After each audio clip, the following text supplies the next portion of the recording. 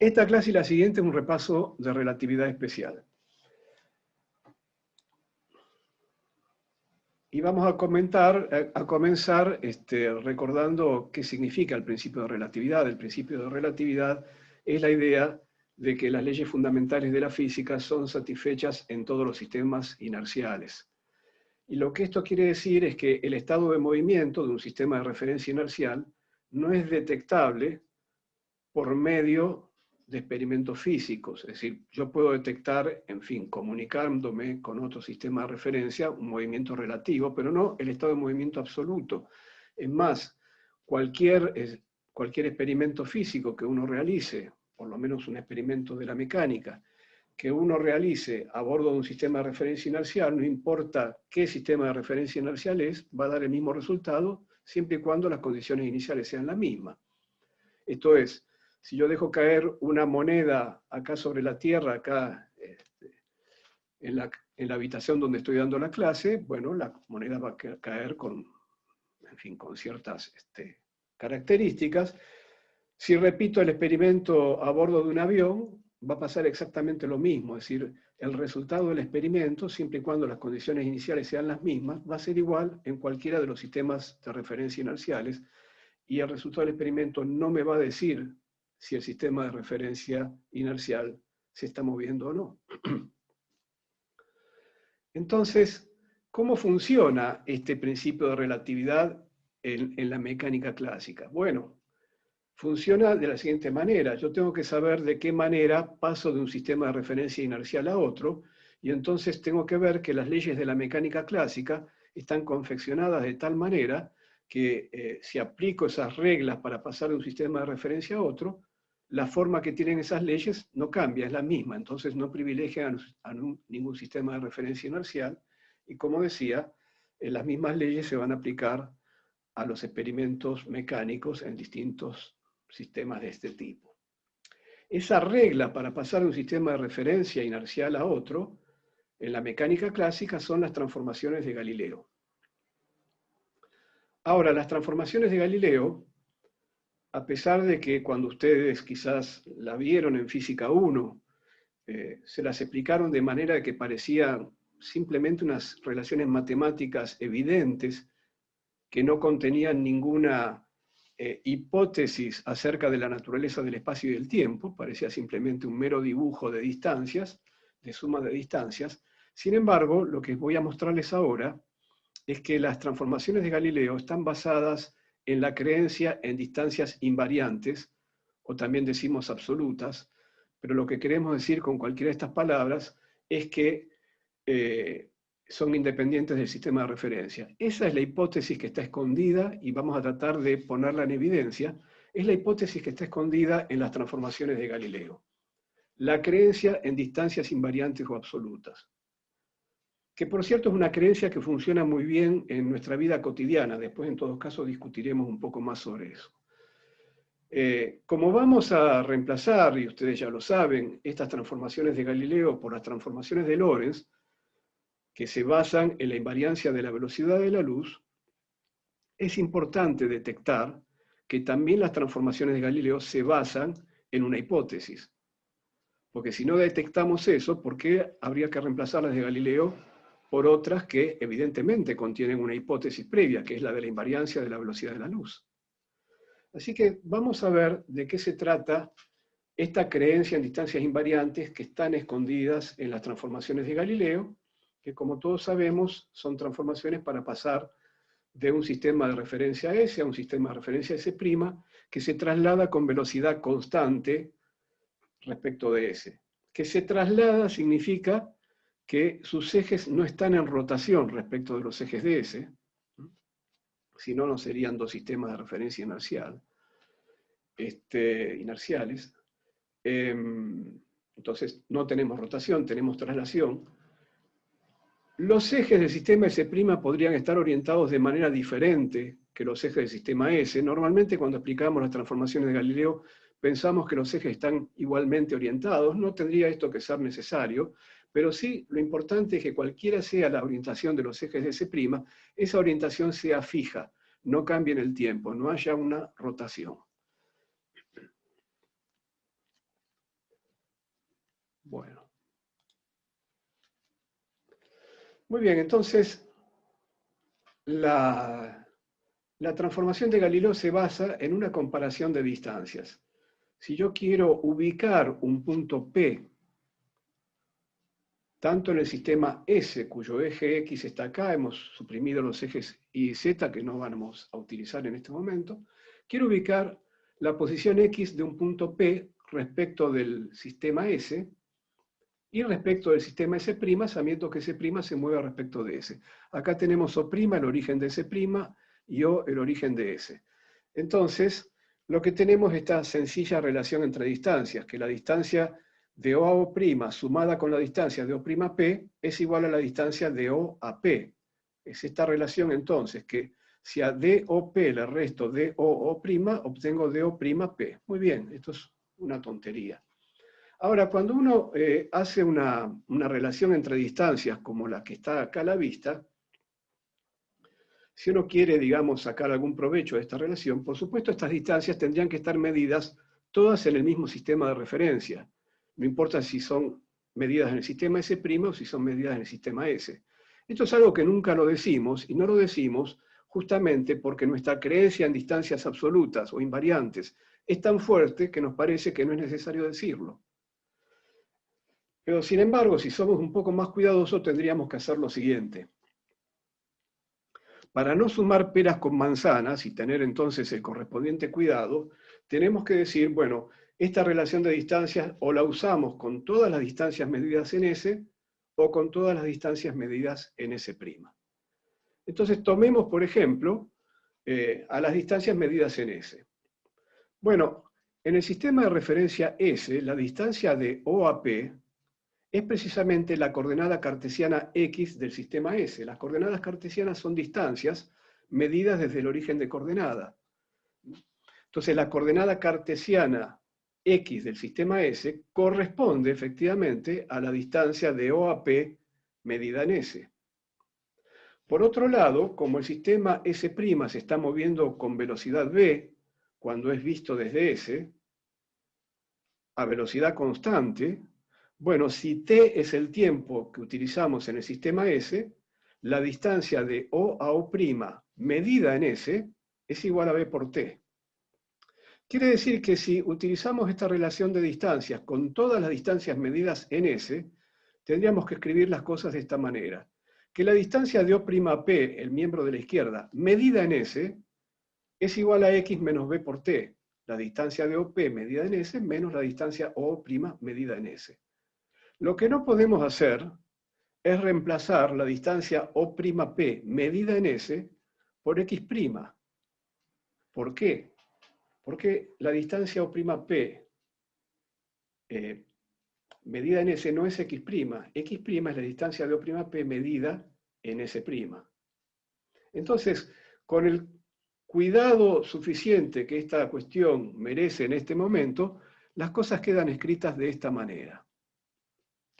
Ahora, si nosotros tenemos confianza, si creemos en que las distancias son invariantes, entonces da lo mismo medir DO'P en S que en S'. Y como medida en S', esa distancia medida en S' corresponde a la coordenada cartesiana X', entonces, en ese caso sí, podríamos reemplazar el miembro de la izquierda por X' y obtendríamos las transformaciones de Galileo. Solo por esa creencia estamos habilitados a hacer ese reemplazo, si no estaríamos sumando peras con manzanas. Entonces, las transformaciones de Galileo se basan, sí, en una hipótesis acerca de la naturaleza del espacio y del tiempo. El tiempo todavía acá no está demasiado puesto en consideración, pero vamos a ver que también. Entonces, ¿cuál es esa hipótesis? La hipótesis de las transformaciones de Galileo es que las distancias son invariantes o absolutas. Normalmente se suele escribir las transformaciones de Galileo y demostrar a posteriori que las transformaciones de Galileo preservan distancia. Pero eso es una cosa muy rara. ¿Cómo puede ser de algo que parece matemáticamente puro, surge después una propiedad como la de la invariancia de la distancia. Esa propiedad tiene que estar metida en algún lado de antemano. Y eso es lo que estamos tratando de desnudar en esta introducción. Ahora bien, esta creencia en distancias absolutas no es una creencia alocada. En realidad nuestra experiencia cotidiana parece indicar que es una buena hipótesis acerca de la naturaleza del espacio. Ahora, hay que tener en cuenta que nuestra experiencia cotidiana, en esta cuestión de cambiar de un sistema de referencia a otro en movimiento relativo, nuestra experiencia cotidiana abarca una gama de velocidades relativas muy limitada. Nosotros podemos cambiar de sistema de referencia, como decíamos hace un rato, pasando a un avión. Bueno, un avión viaja a 1000 kilómetros por hora respecto del sistema fijo a tierra. ¿Esa velocidad es grande o es chica? ¿Es una gama interesante de velocidades relativas pasar, considerar el caso del avión, pasar de la tierra al avión? Bueno, nosotros sabemos que hay velocidades mucho mayores que 1000 kilómetros por hora. La velocidad de la luz es 300.000 kilómetros por segundo. De manera que nuestra gama de velocidades relativas, nuestra experiencia de cambio de sistemas de referencia y qué pasa con las distancias, es verdaderamente muy limitada, y entonces podemos decir que esta creencia en distancias invariantes en realidad solo se sostiene por ahora para una gama de velocidades muy pequeñas, tal vez sea nada más que una aproximación para una gama de velocidades relativas muy pequeñas. Es decir, nuestra experiencia cotidiana puede no ser una buena consejera en esta cuestión. Bueno, vamos a ver que la creencia en distancias invariantes va de la mano también con una consecuencia acerca del carácter del tiempo. Si la transformación de Galileo dice que x' es igual a x menos b por t, como no hay ninguna preferencia entre los sistemas S y S', los tenemos que tratar como sistemas equivalentes, cuando yo trabaje con la transformación inversa, la que me hace pasar de las coordenadas de S' a las coordenadas de S, ¿qué tengo que esperar? Que si no hay ningún privilegio entre ellos dos, la transformación inversa tenga la misma forma, salvo por una cosa. Si el sistema S' se mueve hacia las X crecientes, y por lo tanto la B era positiva, se mueve respecto de S, digo, el sistema S se mueve respecto de S' hacia las X' decrecientes. Y entonces, el único cambio que esperamos en la transformación de Galileo inversa es el cambio del signo de la velocidad. Por lo tanto, la transformación de Galileo inversa se debería ver como x igual a x' más b por t', y pongo acá t' porque podría ser que en el sistema S' la noción del tiempo sea diferente. Sin embargo, ustedes fíjense lo que quedó acá. Si yo comparo estas dos relaciones, por ejemplo, si las sumo, a la izquierda me queda x más x' y a la derecha me queda x más x', así que se simplifican, y me queda b por t' menos t. Entonces, t' menos t tiene que dar 0, porque me quedó un 0 a la izquierda, es decir, t tiene que ser igual a t'. Es decir, que las transformaciones de Galileo que vienen de la mano de la creencia en distancias invariantes o absolutas, tiene como consecuencia que también el tiempo es invariante o absoluto. Es decir, estas dos cuestiones van juntas. Y si por alguna razón estamos dispuestos a abandonar una de ellas, automáticamente vamos a tener que abandonar la otra. ¿Qué dice nuestra experiencia cotidiana acerca de la invariancia de los tiempos? Y nos dice que funciona muy bien, en realidad en nuestra vida cotidiana eso funciona muy bien. Por ejemplo, tomamos un avión y hacemos un vuelo de Buenos Aires a Ushuaia. Entonces, bueno, los relojes de los aeropuertos de Buenos Aires y de Ushuaia están sincronizados, pertenecen a un sistema de referencia fijo a la Tierra. Bueno, resulta que nos avisan que el vuelo va a durar 3 horas, y bueno, el vuelo parte a las 12 del mediodía, digamos, del aeropuerto de Buenos Aires. Vemos que el reloj del aeropuerto de Buenos Aires marca las 12. Cuando bajamos del avión en el aeropuerto de Ushuaia, cuando llegamos o cuando aterrizamos, miramos el reloj del aeropuerto de Ushuaia y vemos que dice las 3 de la tarde, así que el vuelo duró 3 horas en el tiempo de la Tierra. Pero también duró 3 horas en el tiempo del reloj que viajó conmigo a bordo del avión. En mi reloj de mano también entonces vi que transcurrieron 3 horas y digo, bueno, el tiempo transcurre de la misma manera en distintos sistemas de referencia. Pero nuevamente, esa experiencia cotidiana es muy limitada. Nuevamente, puede ser que si las velocidades relativas entre los sistemas de referencia fueran mucho más grandes, se notara que el tiempo no transcurre de la misma manera y que nuestra creencia en tiempos absolutos o invariantes no es nada más que una buena aproximación para velocidades relativas pequeñas.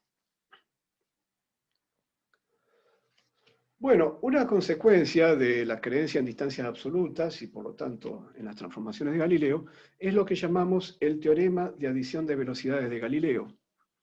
Esto es, si yo diferencio en las transformaciones de Galileo, me queda diferencial x' igual diferencial x menos b diferencial t, b es constante, y en la otra me queda diferencial t' igual diferencial t, hago el cociente y entonces me sale que la velocidad u', por lo menos para la componente x, ya sabemos que para la componente y, para la componente z no va a pasar nada, porque esto se completa con y' igual a y z' igual a z, como sabemos.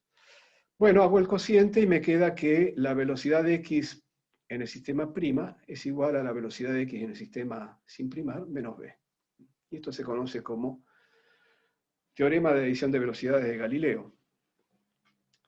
Una cosa interesante de este resultado tan simple es que las transformaciones de Galileo no tienen una velocidad invariante. Al cambiar de sistema de referencia, cualquier velocidad en el sistema S cambia de valor al pasar al sistema S'. Podríamos decir, si se quiere, que la única velocidad invariante de las transformaciones de Galileo es la velocidad infinita, porque si yo a infinito le sumo una constante finita, bueno, no pasa nada. Si hacemos una derivada más, y entonces obtendríamos que las velocidades, en cambio, las aceleraciones, perdón, en cambio, sí son invariantes galileanas.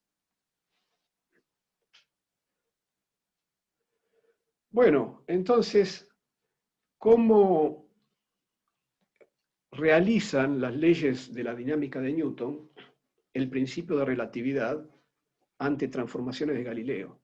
De una manera muy sencilla. Tomemos la segunda ley de Newton, fuerza igual masa por aceleración. Las fuerzas fundamentales de la mecánica dependen de distancias.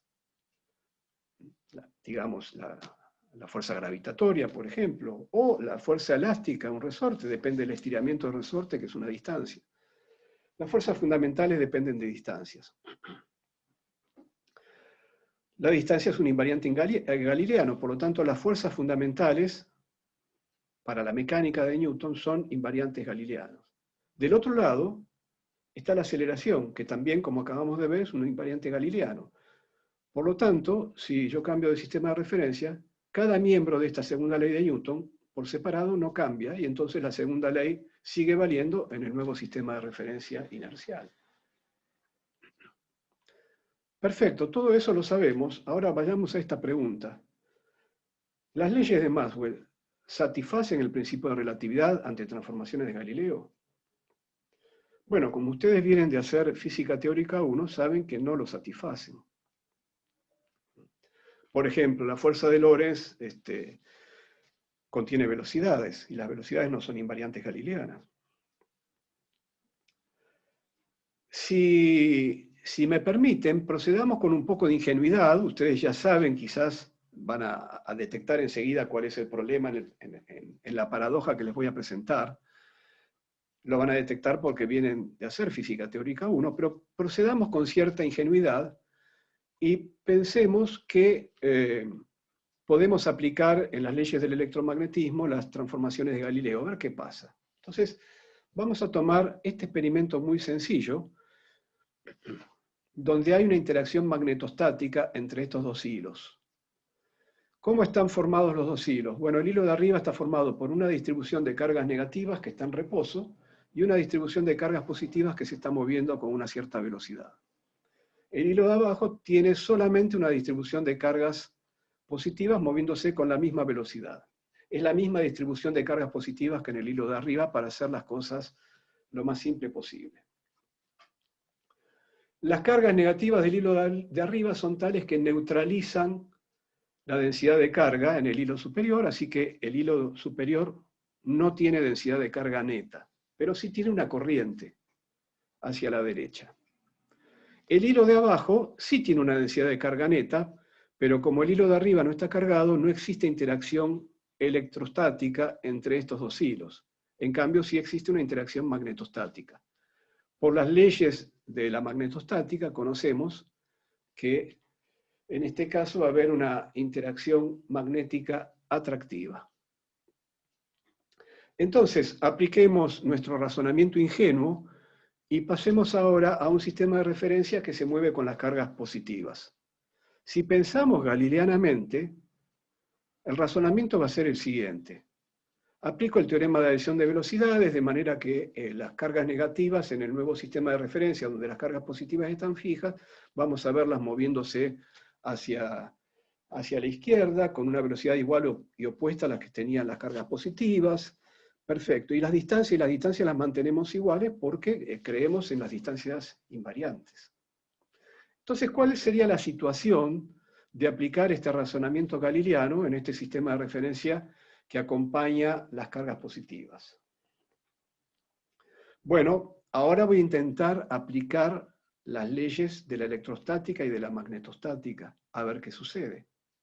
Y entonces voy a decir, en el hilo de arriba las cosas quedaron en cuanto a la distribución de carga como antes, es decir, la carga neta sigue siendo cero, porque las cargas positivas se cancelan con las cargas negativas. El hilo superior sigue estando descargado. El hilo de abajo está cargado, pero como el hilo superior está descargado, no hay interacción electrostática. Las leyes de la electrostática me dicen que no hay interacción electrostática. Veamos qué pasa con la magnetostática. El hilo de arriba tiene una corriente, pero el hilo de abajo no tiene ninguna corriente. Por lo tanto, tampoco hay interacción magnetostática.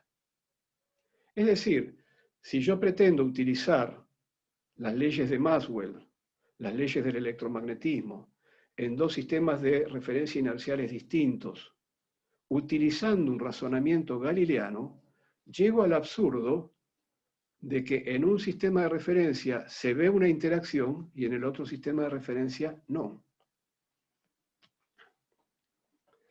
Entonces, las leyes de Maxwell no satisfacen el principio de relatividad ante transformaciones de Galileo. Ustedes seguramente tienen ya en la cabeza la solución a esta situación, como abandonando las transformaciones de Galileo, bueno, vamos a resolver esta aparente paradoja. Pero yo voy a dejar la solución para más adelante. Voy a seguir, entonces. Voy a decir una cosa más. ¿Qué pasa con las ondas electromagnéticas? Como ustedes saben, las leyes de Maxwell combinan lo eléctrico y lo magnético, de manera que un campo magnético variando en el tiempo genera campo eléctrico y un campo eléctrico variando en el tiempo genera campo magnético. Las leyes de Maxwell se pueden combinar entre sí para terminar dando ecuaciones de onda, lo que llamamos las ondas electromagnéticas.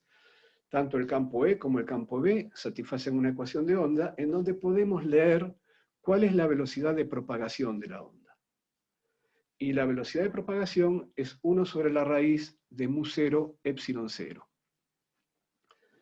En el sistema internacional de unidades, mu0 se elige, que es una manera de definir la unidad de corriente eléctrica, el ampere, mediante la elección de mu0.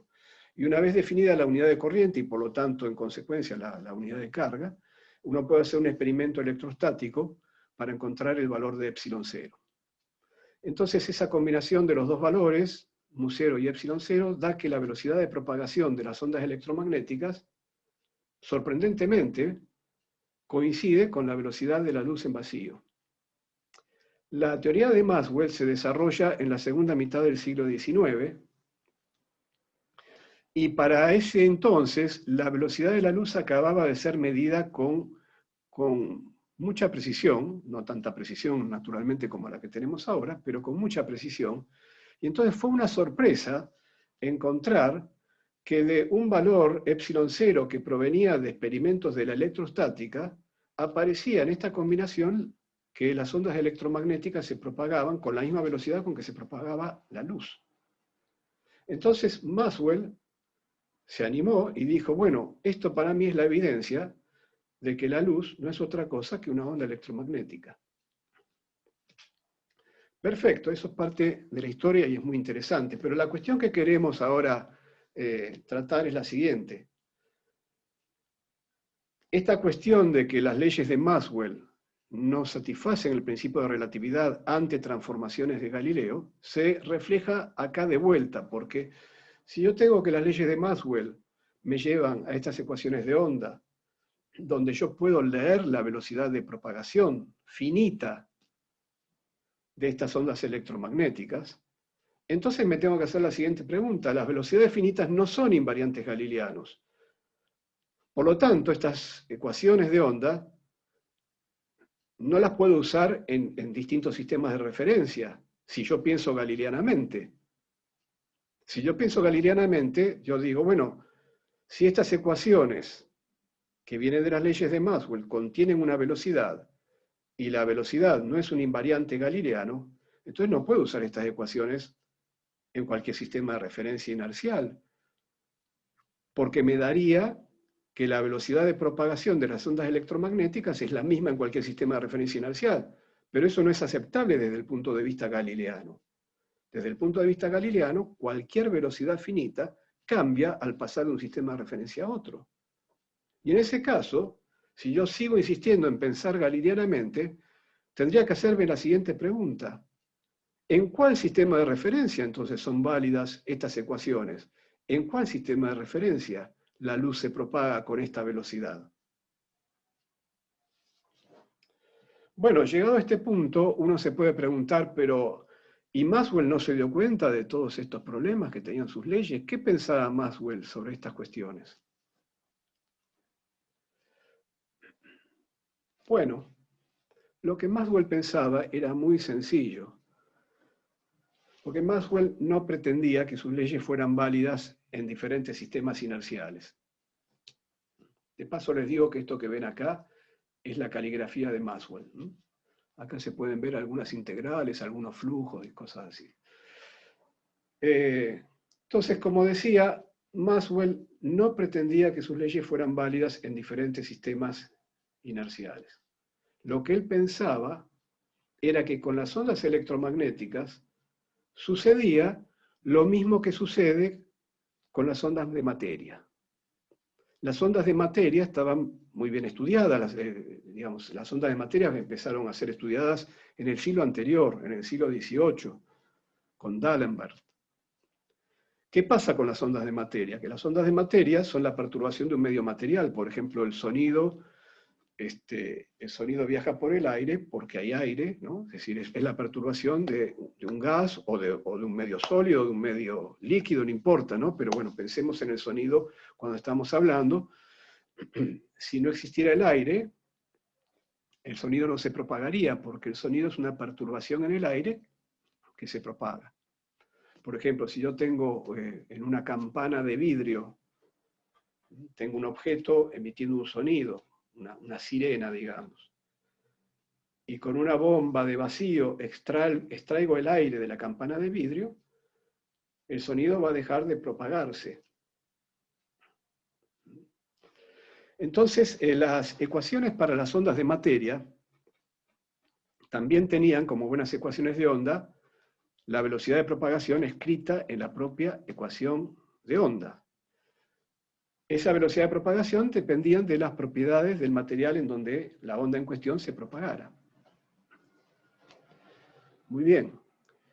¿En qué sistema de referencia varían esas ecuaciones para las ondas de materia? En el sistema de referencia donde el medio en el cual la onda se propagaba estaba fijo. Es más, las ecuaciones de onda de materia se pueden obtener a partir de las leyes de Newton, de la segunda ley de Newton, haciendo ciertas aproximaciones que son válidas cuando el medio donde se propaga la onda está en reposo y es perturbado. Entonces ahí no había ningún problema, todos los que trabajaban con ecuaciones de onda sabían que esas ecuaciones no se podían utilizar en cualquier sistema de referencia, eran válidas en el sistema de referencia donde el medio de propagación de la onda estuviese fijo. Eso no era ningún menoscabo para el principio de relatividad, porque la cuestión es esta. En cualquier sistema de referencia donde el medio de propagación estuviese fijo, valía la ecuación de onda. Es decir, todos los sistemas de referencias eran equivalentes entre sí, pero obviamente en tanto tuviéramos el medio de propagación fijo en el sistema de referencia que nos gustara elegir.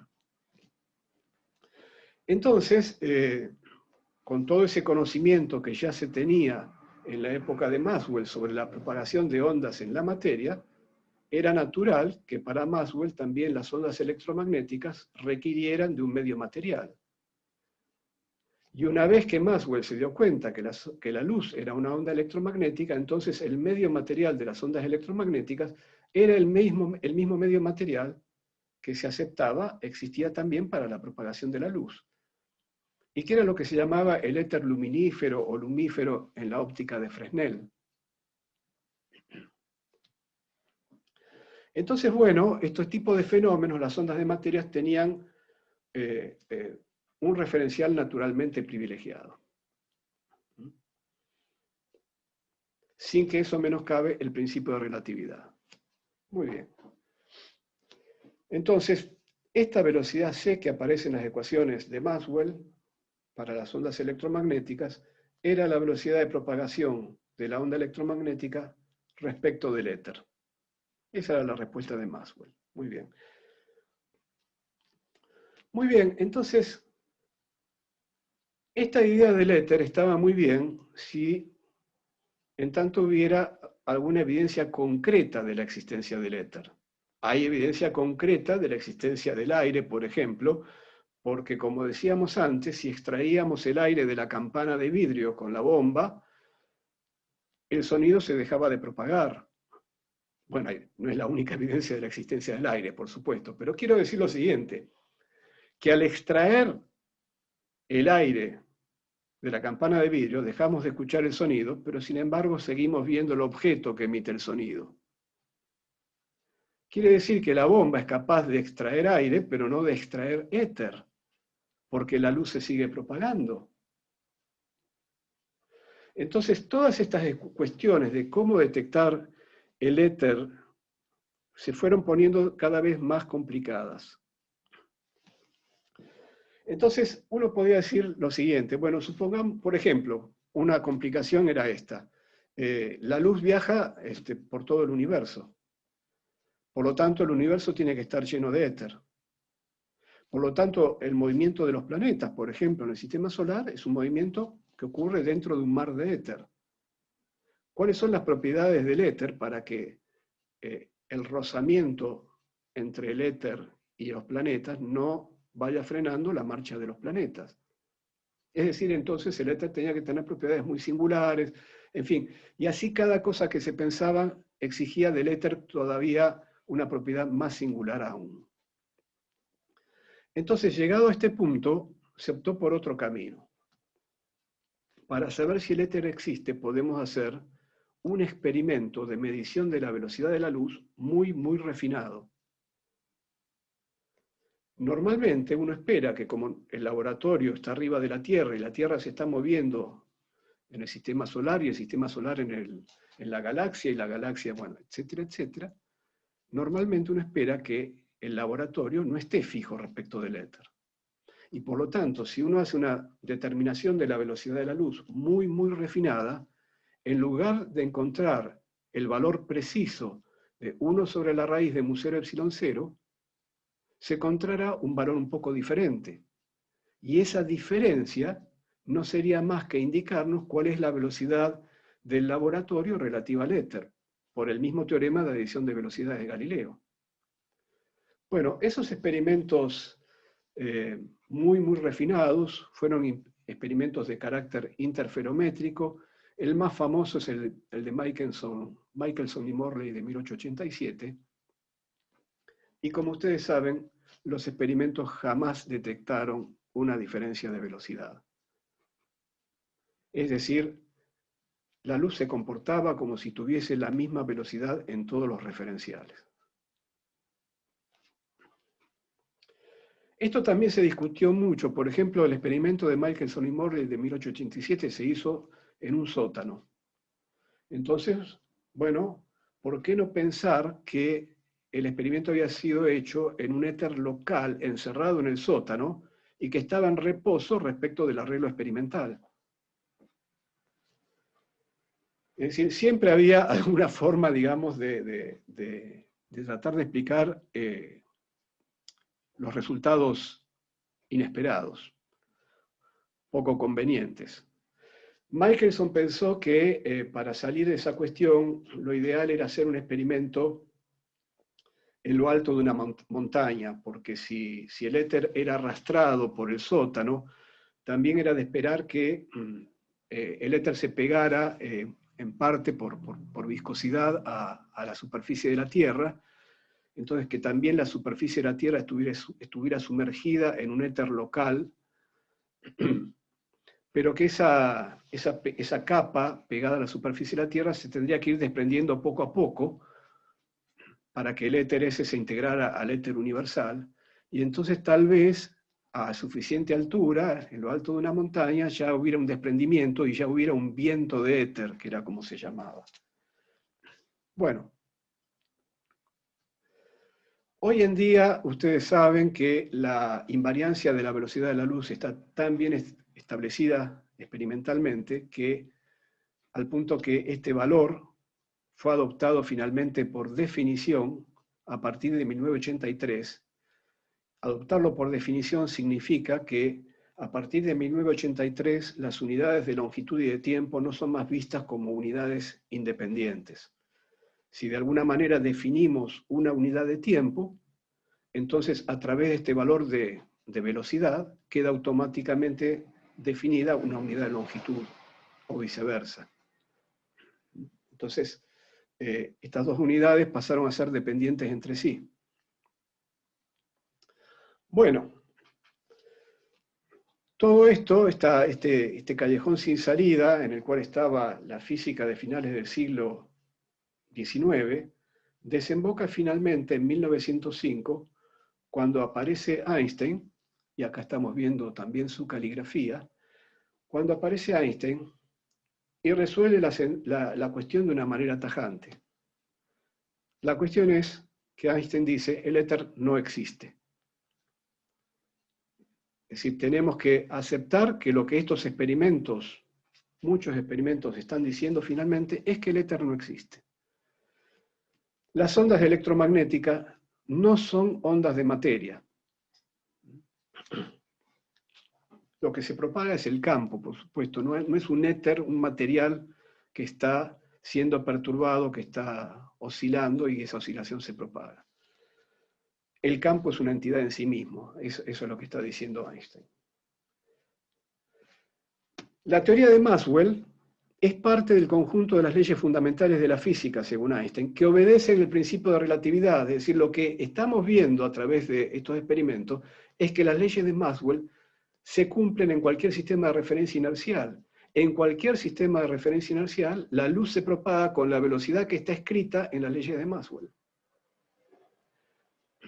Si las leyes de Maxwell forman parte del principio de relatividad, obedecen el principio de relatividad, eso quiere decir que el movimiento absoluto no solo no es detectable a través de experimentos mecánicos, sino que tampoco lo es a través de fenómenos electromagnéticos. Por eso no podíamos detectar el estado de movimiento de nuestro laboratorio respecto de ese éter universal. Ahora, si las leyes de Maxwell han de valer en todo sistema de referencia inercial, entonces hay una velocidad finita que es la misma en cualquier sistema de referencia inercial, esa velocidad c. Y por lo tanto, el teorema de adición de velocidades de Galileo es falso. Esa es la solución que ofrece Einstein. Abandonar el teorema, las transformaciones de Galileo, y por lo tanto, abandonar la hipótesis fundamental que esconden las transformaciones de Galileo, que es nuestra creencia en distancias invariantes o absolutas. Y que tiene como consecuencia que también en ese caso el tiempo debería ser invariante o absoluto. estas dos cosas van a dejar de ser ciertas.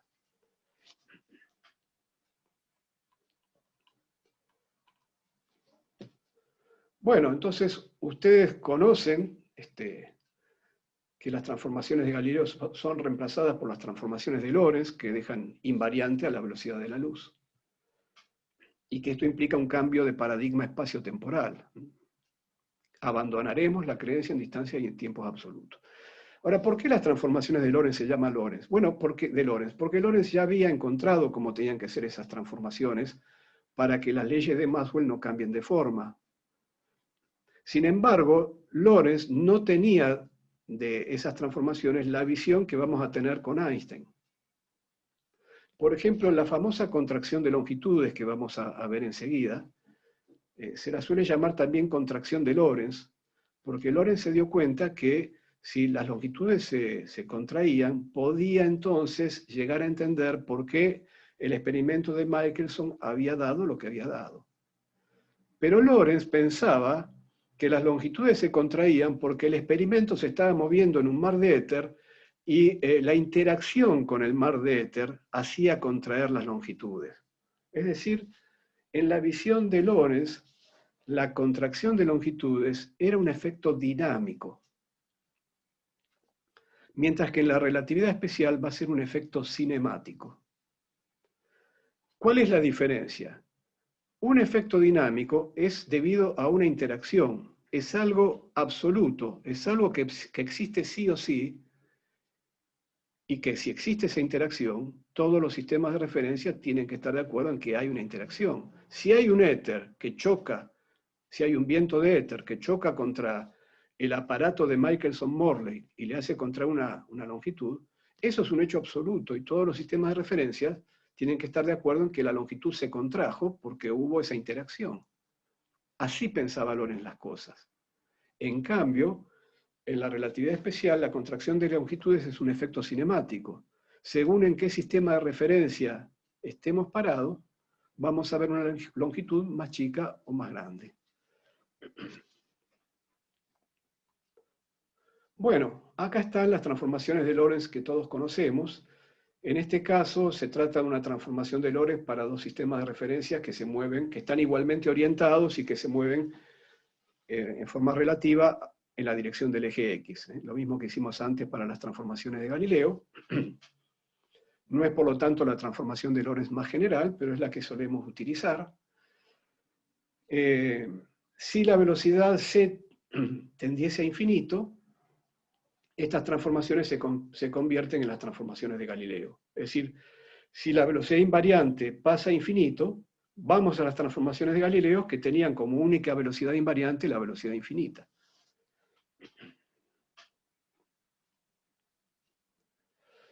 Estas transformaciones de Lorentz se suelen escribir también de esta manera, gamma de beta, donde beta es b sobre c, es decir, lo que hemos hecho acá, permítanme ir para atrás, multipliqué la transformación de abajo, la transformación del tiempo por c, así que quedó c por t' igual c por t, entonces acá se me fue un c y me quedó un b sobre c, que es beta nuevamente, y acá en la raíz aparece beta cuadrado, por cierto.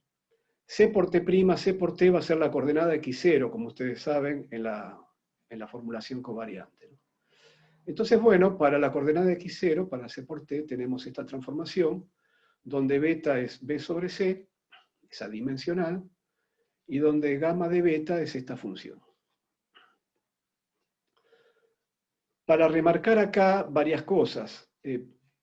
Por empezar, son transformaciones lineales para las coordenadas ¿de qué? Bueno, son transformaciones para coordenadas de eventos. ¿Qué son eventos? Eventos son puntos en el espacio-tiempo. Un evento es un aquí y una ahora. Cuando ustedes resuelven un problema usando las transformaciones de Lorentz, también usando las transformaciones de Galileo, lo que pasa que con las de Galileo procedemos de una manera con mucho más confianza, estamos más habituados, forman parte de nuestra experiencia cotidiana. Cuando usamos las transformaciones de Lorentz, siempre pensemos que estamos transformando coordenadas de eventos, de puntos del espacio-tiempo, de aquí y ahora. Entonces, cuando leemos un enunciado de un problema de relatividad, tenemos que identificar cuáles son los eventos de los que habla el enunciado. Y generalmente los enunciados de los problemas de relatividad especial están hechos a propósito para que las coordenadas de cada evento aparezcan mezcladas, en parte como coordenadas de S', en parte como las de S, para obligarnos a llevar todas las coordenadas a un mismo sistema de referencia. Y eso lo hacemos mediante la transformación de Lorentz. Entonces tenemos que identificar de qué eventos nos está hablando el enunciado de un problema. Ahora, como estas transformaciones son lineales, eso quiere decir que si las diferenciamos, si escribimos cómo se transforma, bueno, diferenciamos, quiere decir C por diferencial T' igual gamma por C diferencial T menos beta por diferencial X. Lo mismo con las otras. Eso quiere decir que al ser lineales los diferenciales de las coordenadas, e inclusive las diferencias finitas también, las diferencias finitas entre coordenadas si yo tengo un par de eventos, puedo querer saber cómo se transforman las diferencias de las coordenadas de los dos eventos. Bueno, tanto los diferenciales como las diferencias finitas, al ser la transformación lineal, se transforman de la misma manera que las propias coordenadas. La siguiente cuestión que debemos saber es que, lo mismo que pasa con las de Galileo, las transformaciones inversas se obtienen reemplazando beta por menos beta. Es decir, se obtienen cambiando el signo de la velocidad v, porque nuevamente no hay ningún privilegio entre S y S'. La única diferencia que hay es que S' se mueve hacia la derecha respecto de S y S hacia la izquierda respecto de S'. Así que la transformación inversa sale directamente, es decir, nosotros podríamos tomarnos el trabajo de invertir estas transformaciones para obtener X y T en función de X' y T', pero el resultado lo conocemos de antemano. Lo que tenemos que esperar que el resultado sea simplemente cambiar el menos por un más. Una cosa más importante para lo que va a venir en este curso, que es la relatividad general, es que no tenemos que creernos que ahora ya no hay ninguna hipótesis escondida acerca de la naturaleza del espacio y del tiempo en estas transformaciones. Si hurgamos un poco en cómo se construyen estas transformaciones de Lorentz, veremos que todavía aquí también va a haber una serie de hipótesis acerca de la naturaleza del espacio-tiempo. Por ejemplo, estas transformaciones no me dicen en qué lugar del espacio y del tiempo estoy haciéndolas. En realidad, estas transformaciones, si uno hurga un poco en cómo se construyeron, están presuponiendo que el espacio es isótropo, que es homogéneo, tanto el espacio como el tiempo, que vale el teorema de Pitágoras. Enseguida vamos a ver cuál es el invariante de estas transformaciones, que es lo que llamamos el intervalo. Y en el intervalo, la parte que corresponde al espacio es una suma de cuadrados de coordenadas cartesianas, que es el teorema de Pitágoras. Todo eso aparece en el intervalo porque está ya escondido en la propia construcción de las transformaciones de Lorentz. Y son hipótesis que estamos manteniendo acerca de la naturaleza del espacio-tiempo. En el fondo, lo que estamos manteniendo es que creemos todavía, a este nivel de la relatividad especial, creemos que la geometría del espacio es la geometría de Euclides, la geometría plana de Euclides que aprendemos en la escuela. Y que por mucho tiempo, por muchos siglos, fue la única geometría conocida. Que es la geometría del teorema de Pitágoras, es la geometría de que dos paralelas no se tocan nunca, que es la geometría de que la suma de los ángulos internos de un triángulo suma 180 grados. De manera que es bueno tener en cuenta que todavía están estas cosas ahí pendientes, porque estas hipótesis podrían llegar a ser invalidadas por algún fenómeno físico, como ya sucedió con la hipótesis de la distancia invariante frente a la propagación de la luz.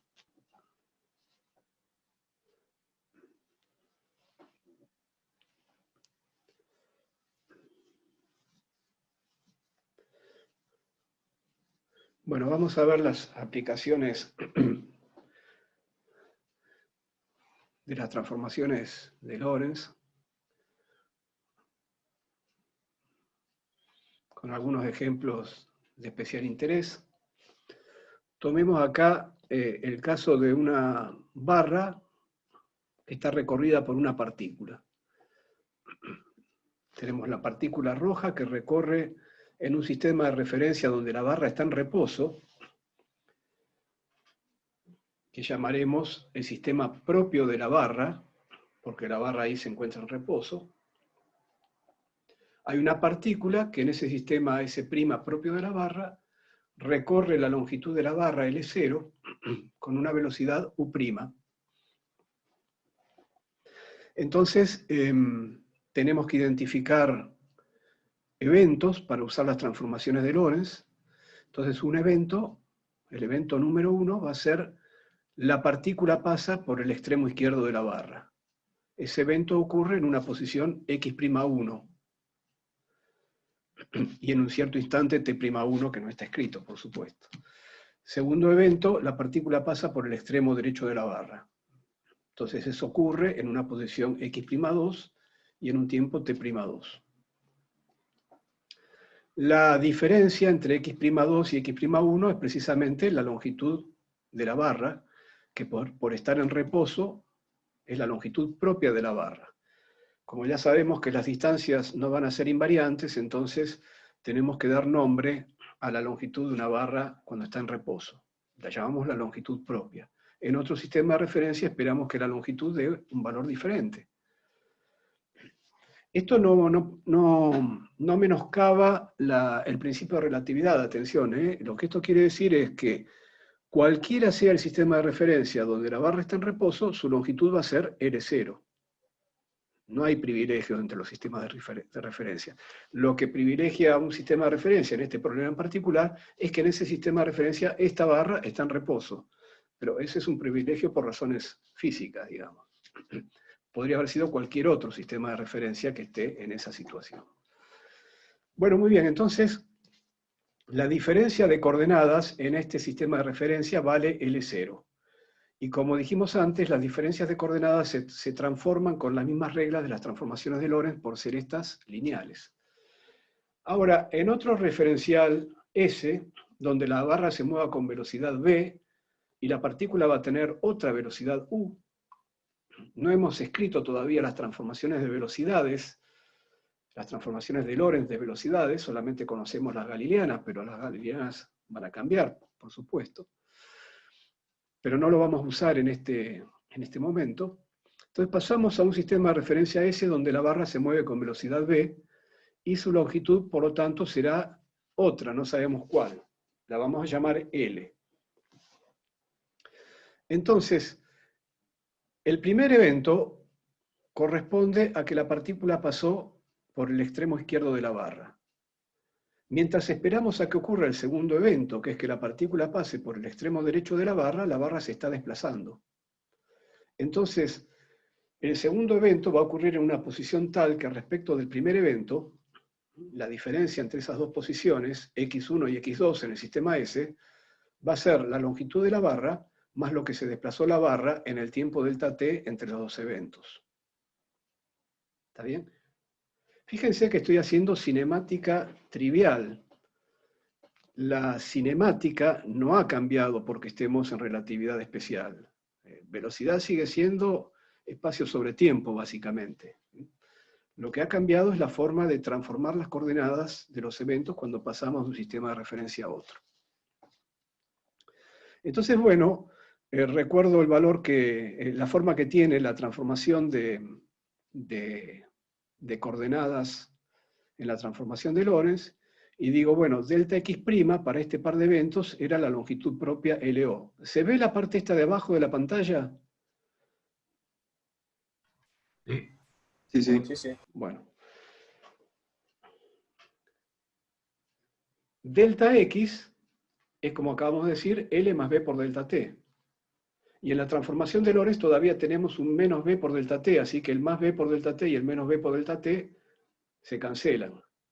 Y entonces obtenemos que la relación entre la longitud propia de la barra y la longitud de la barra cuando está en movimiento es sencillamente esta. La longitud de la barra en movimiento es menor que la longitud propia de la barra. Y es menor por este factor raíz de 1 menos b cuadrado sobre c cuadrado, donde b es la velocidad de la barra. Este es el efecto cinemático de contracción de longitudes. Bueno, a esta altura podemos dar la respuesta al problema electromagnético que habíamos planteado al comienzo y que ustedes conocen cuál es la respuesta. En realidad ustedes saben que las densidades de carga en relatividad especial no son invariantes, como las habíamos dibujado. La densidad de carga junto con la densidad de corriente forma un cuadrivector que se transforma ante transformaciones de Lorentz como se transforman las propias coordenadas. Pero eso lo podemos decir ahora a nivel de la contracción de longitudes. Podemos decir, bueno, la distancia que hay acá y que nosotros habíamos supuesto inocentemente que era invariante, a través de nuestro pensamiento galileano, la distancia que hay entre las cargas negativas es como la longitud de una barra que está en reposo. Es como que las cargas negativas se ubican en los extremos de barras que están en reposo. Por lo tanto, cuando pasamos a otro sistema de referencia y esas barras se están moviendo, se van a ver contraídas y las cargas negativas van a aparecer más próximas entre ellas. Por el contrario, las barritas que ocupan el lugar entre las cargas positivas, como las cargas positivas se están moviendo y las barritas las podemos imaginar acompañando las cargas positivas, entonces están contraídas en longitud a la izquierda y van a aparecer con longitud propia a la derecha, donde las cargas positivas están en reposo. Entonces, la distancia entre cargas positivas va a ser mayor a la derecha que a la izquierda. Resultado, va a haber una densidad de carga negativa neta en el hilo de arriba, que con la densidad de carga positiva neta que hay en el hilo de abajo, va a aparecer una fuerza eléctrica entre ellos. Y cargas opuestas se atraen. Entonces, la misma interacción que era vista como magnética en el sistema de referencia de la izquierda, ahora se ve como eléctrica en el sistema de referencia de la derecha. La contracción de longitudes altera la densidad de carga. Y una misma interacción tiene carácter magnético o eléctrico según el referencial que se use. Como ustedes saben, lo eléctrico y lo magnético forman parte de un solo objeto, que es el tensor de campo. Y nosotros lo recortamos, según sea el sistema de referencia que utilicemos, en la parte temporal espacial que nos da el campo eléctrico y la parte espacial espacial que nos da la parte de campo magnético. Vamos a ver otro experimento pensado. Ahora la partícula está viajando con velocidad v. Podemos imaginar que es una nave que va por el espacio, que pasa por Marte en un instante t1x1 en un sistema S cualquiera, y luego viajando a la velocidad v pasa por la Tierra en otro instante t2 y en posición x2. Entonces aquí tenemos dos eventos, el paso de la nave por Marte, el paso de la nave por la Tierra, cada uno con sus coordenadas. Ahora bien, en el referencial S' propio de la partícula, es decir, vamos a adoptar un sistema de referencia que viaja con la partícula. Bueno, en ese referencial propio de la partícula está en reposo. Y por lo tanto, lo que se está moviendo son los planetas. Pasa Marte en un momento, pasa la Tierra en otro momento. Los dos eventos, entonces, ocurren en este nuevo referencial en un mismo lugar, en el lugar donde está la partícula, que está quieta en este referencial. Bueno, al tiempo entre dos eventos que ocurren en un mismo lugar, se lo llama tiempo propio en relatividad. No cualquier par de eventos admiten, como en este caso, vía un cambio de sistema de referencia, admiten ser vistos en un mismo lugar. Pero en general, dos eventos que puedan ser unidos por una partícula, como es el caso de este ejemplo, evidentemente tienen un sistema de referencia en donde suceden en el mismo lugar, que es el sistema propio de la partícula. Bueno, el tiempo que transcurre entre eventos en el sistema donde los dos eventos ocurren en el mismo lugar, si es que ese sistema existe, a ese tiempo se lo llama tiempo propio. Esto es muy importante porque ahora vamos a mostrar lo que se llama la dilatación del tiempo, y entonces tenemos que saber muy bien, para usar esa dilatación del tiempo, qué es el tiempo propio. El tiempo propio es el tiempo medido entre dos eventos en el sistema donde esos eventos ocurren en el mismo lugar. Entonces, en este caso, es el sistema S' propio de la partícula, el sistema donde se mide el tiempo propio. Bien, entonces, Marte pasa por la posición de la partícula en un instante t'1. La partícula está quieta y de repente viene la Tierra y pasa la Tierra en un instante t'2. Los dos eventos en este sistema de referencia ocurrieron en la misma posición, x'1 es igual a x'2.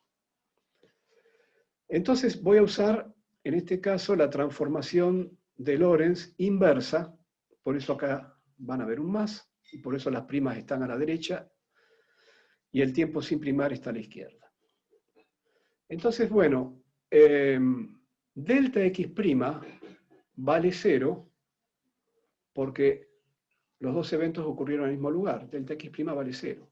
Delta t' es, en nuestro caso, el tiempo propio. Acá vamos a reemplazar por delta tau. Tau es el símbolo que usamos para el tiempo propio. Y entonces queda que el intervalo de tiempo entre dos eventos que en un sistema de referencia ocurren en el mismo lugar, en cualquier otro sistema de referencia aparece dilatado respecto al tiempo propio. Porque como este factor, que es menor que 1, está dividiendo, delta t es mayor que delta tau. A eso lo llamamos la dilatación del tiempo. Bueno, estas dos cuestiones, la contracción de longitudes y la dilatación del tiempo, que son cuestiones cinemáticas, son dos caras de una misma moneda. Tiene que ver con aquello de que si abandonamos la creencia en distancias absolutas, inmediatamente también se caería la consecuencia, que era que el tiempo es absoluto. Bueno, es lo que estamos viendo acá. Esto se verifica experimentalmente. En la primera verificación data de los años 30 y tiene que ver con esto que llamamos el viaje del muón. Resulta que cuando los rayos cósmicos inciden en la alta atmósfera, impactan sobre la alta atmósfera, ahí se crean muones, se crean estas partículas que se llaman muones y que después viajan hasta la superficie de la Tierra. Y se crean con energías altísimas, es decir, esos muones generados por rayos cósmicos viajan a una velocidad que es casi la velocidad de la luz, es el 99% de la velocidad de la luz. Ahora, los muones son partículas que se desintegran, es decir, mientras están viajando, partes de ellos se van a perder por el camino, se van a desintegrar en otras partículas. El muón se puede generar también en laboratorio y se conoce cuál es el periodo de semidesintegración del muón a bajas energías. Esto es cuando el muón está prácticamente en reposo. Bueno, cuando el muón está prácticamente en reposo, el periodo de semidesintegración medido es 1,52 por 10 a la menos 6 segundos. ¿Qué quiere decir esto? Que si yo tengo una población de muones al cabo de 1,52 por 10 a la menos 6 segundos, la población disminuyó a la mitad por desintegración. Si espero otro periodo de semidesintegración, esa población que ya estaba disminuida a la mitad va a disminuir también a la mitad, así que voy a tener la cuarta parte, etc. Bueno, de manera que yo puedo ver, digamos, a distintas alturas, cómo va disminuyendo la población de muones creados en la alta atmósfera por esta cuestión de la desintegración. Entonces se realizaron experimentos con una diferencia de altura de 1908 metros, esto es lo que ocurrió en los años 30, y se detectó entonces, la cantidad de muones a distintas alturas y en particular la diferencia entre estas dos alturas. Bueno, pensemos lo siguiente, que si el muón está viajando al 99% de la velocidad de la luz, el tiempo que le lleva a recorrer en un referencial fijo a tierra los 1908 metros es un tiempo de 6,39 por 10 a la menos 6 segundos. Es decir que este tiempo que tarda el muón en llegar a la superficie de la Tierra desde la punta de esta montaña abarca 4 periodos de semidesintegración. La disminución de la población de muones que se debería esperar, entonces al abarcar 4 periodos de semidesintegración, es encontrar en la base de la montaña la 16ª parte de muones que se encuentran en el pico de la montaña. 2 a la cuarta. Bueno, muy bien. Sin embargo, se encontraban muchos más muones. ¿Cómo esto era posible? Bueno, apliquemos lo que acabamos de ver de contracción de longitudes y de dilatación del tiempo, y entonces calculemos que esta montaña está en reposo en el sistema fijo a la Tierra, de manera que estos 1908 metros es una longitud propia, la altura propia de la montaña. En el sistema del muón, la montaña se está moviendo, por lo tanto su longitud se contrae, y se contrae con un factor que es brutal, dando una altura para la montaña en el sistema del muón de 186,72 metros. Por otro lado, si este es el tiempo del viaje del muón en el sistema fijo a la Tierra, en el sistema propio del muón, lo que tenemos es un tiempo propio, y entonces aplicando el factor relativista al tiempo medido en el sistema fijo a Tierra, lo que resulta es que el tiempo propio que tarda el muón en recorrer la altura contraída de la montaña es 6,25 por 10 a la menos 7, que es menor que un periodo de semidesintegración. Y es por esa razón, entonces, que se veían tantos muones, tanta población de muones, tan poca disminución de la población de muones en la base de la montaña. Los muones no se crean en el camino, es decir, el fenómeno este de los rayos cósmicos ocurre, como dije, en la alta atmósfera. De manera que lo único que se esperaba era una disminución importante, y esa disminución no se veía. Entonces, ¿qué es lo que ocurrió? Que, por un lado, en el sistema propio del muón, la distancia recorrida era mucho menor. Y por otro lado, en el sistema propio del muón, el tiempo transcurrido también era mucho menor y no llegaba a superar un solo periodo de semidesintegración. De manera, ustedes ven acá cómo la dilatación del tiempo y la contracción de longitudes son dos caras de la misma moneda, son aspectos complementarios para un mismo hecho físico. Bueno, entonces la vida cotidiana nos engañó. ¿Y por qué nos engañó? Bueno, porque el factor de contracción relativista, esa raíz cuadrada de 1 menos b cuadrado sobre c cuadrado, o el que interviene en la dilatación del tiempo, etc., cuando uno, lo calcula para velocidades, ya no de la vida cotidiana, incluso para velocidades grandes. 30 kilómetros por segundo, por ejemplo, es la velocidad de la Tierra en su movimiento alrededor del Sol. El factor relativista es nada más que esto. Bueno, multipliquemos por 100. ¿Qué nos da el factor relativista? Todavía nos da muy pequeño. A la mitad de la velocidad de la luz, ¿qué nos da el factor relativista? Bueno, ahí ya es importante, por supuesto. Nos da un 13%.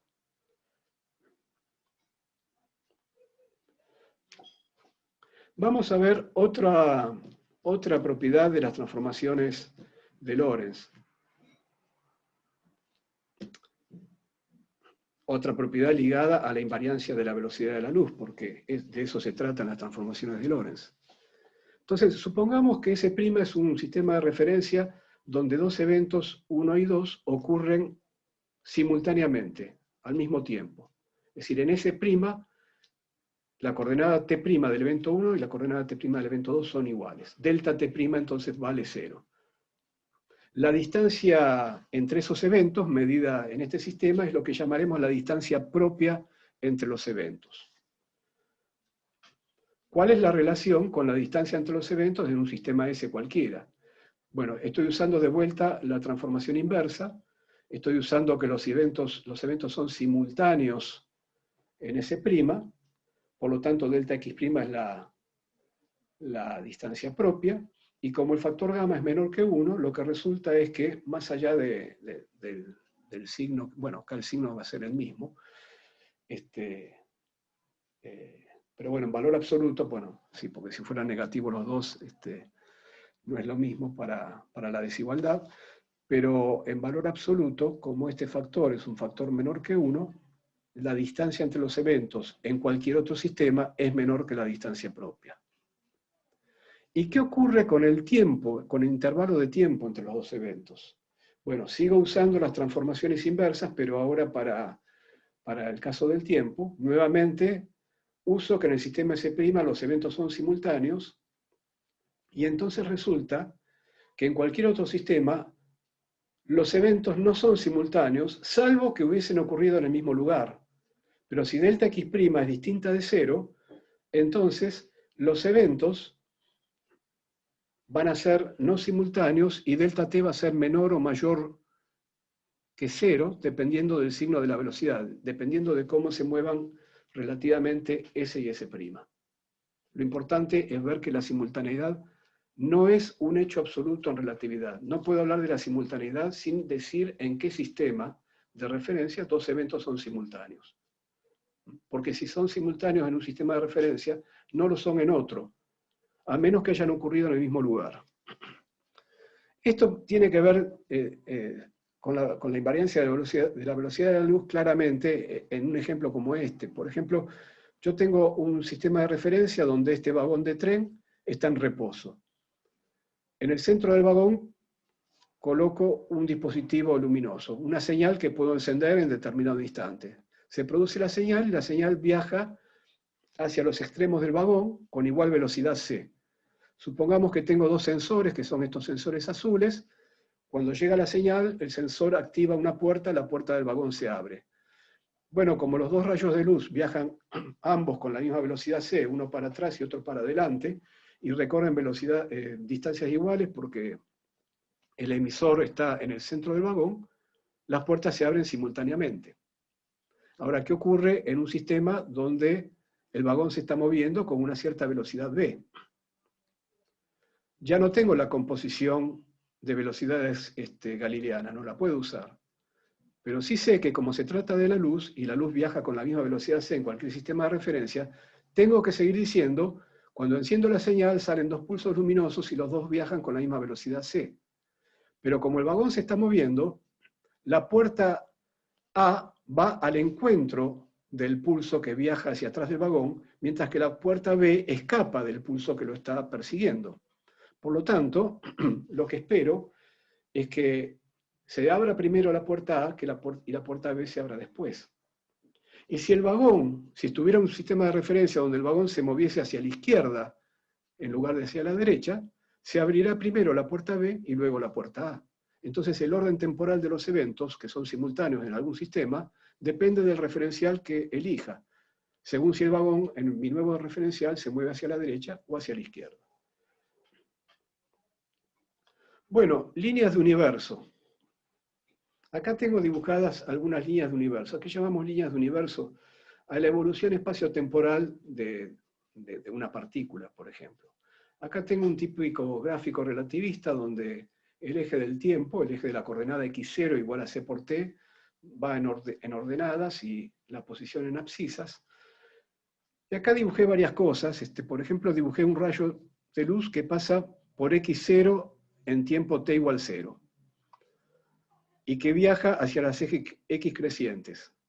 Entonces, como el rayo de luz tiene que viajar a velocidad c, este segmento, que es c por delta t, tiene que ser igual a este segmento que es delta x, porque delta x es igual a c por delta t, porque la velocidad del rayo de luz es c.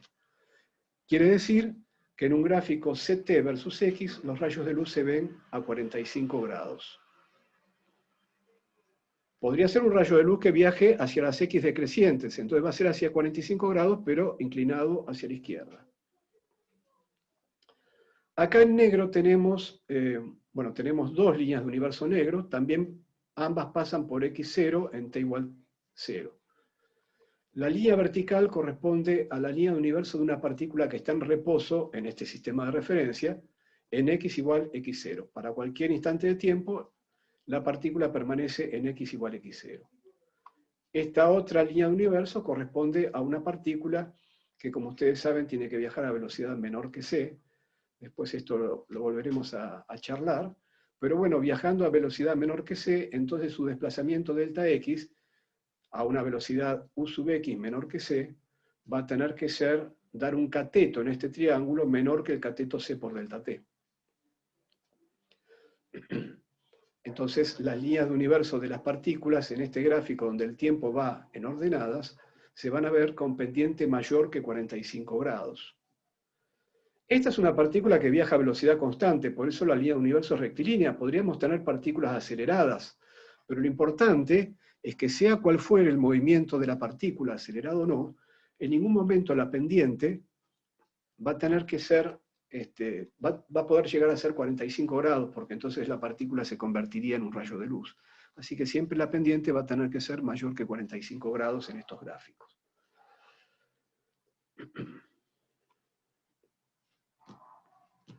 Una cosa interesante es que las coordenadas de un sistema S' se pueden dibujar dentro del gráfico de las coordenadas del sistema S. Esto podríamos haberlo hecho también en transformaciones de Galileo, pero no lo usábamos. Pero acá se suele usar y se hace de la siguiente manera. Lo que vamos a dibujar son lo que llamamos las líneas coordenadas. Las líneas coordenadas son las líneas de tiempo constante y las líneas de posición constante. Las líneas de t constante en el gráfico anterior son líneas horizontales, t igual constante. Las líneas de x constante son líneas verticales. Y esa cuadrícula es la cuadrícula de líneas coordenadas del sistema S. Ahora, ¿cómo se ven las líneas coordenadas del sistema S' en la cuadrícula del sistema S? Las líneas coordenadas del sistema S' serán las t' constante, pero si t' es constante, en la transformación de Lorentz, voy a ir un poco para atrás, si t' es constante en la transformación de Lorentz, entonces ct menos bx, beta x, va a tener que ser constante. Entonces, en términos de las coordenadas del sistema S, las líneas t' igual constante son rectas que tienen una cierta pendiente, porque ct menos beta x igual constante es la ecuación de una recta.